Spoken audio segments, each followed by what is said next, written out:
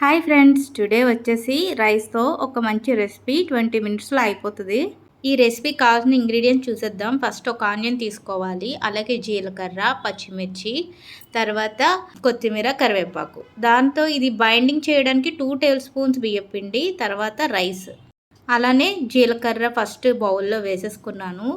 ఇప్పుడు first onions వేసేద్దాము. దాని తర్వాత పచ్చిమిర్చి, కొత్తిమీర, కరివేపాకు కూడా సన్నగా కట్ చేసి పెట్టుకున్నాం కదా, అవి కూడా వేసేద్దాం. ఇవన్నీ యాడ్ చేసిన తర్వాత రైస్ కూడా యాడ్ చేసేసి సాల్ట్ కూడా వేసుకోవాలి. సాల్ట్ యాడ్ చేసిన తర్వాత దీన్ని మెత్తగా స్మాష్ చేసుకుందాము. బాగా మెత్తగా చేసుకోవాలి.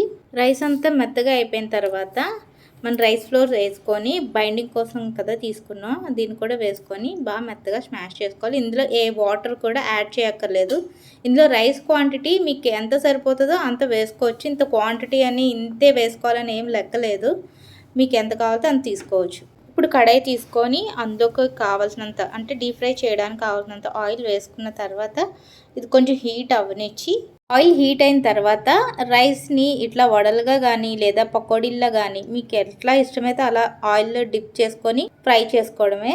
ఇలా డిప్ చేసుకున్న తర్వాత వీటిని కొంచెం రెడ్డిష్ కలర్లో, అంటే గోల్డెన్ కలర్లో వచ్చే వరకు వేయించుకొని తీసేసుకోవడమే. Thank you for watching this video. Please like, share, subscribe my channel. Thank you. Bye.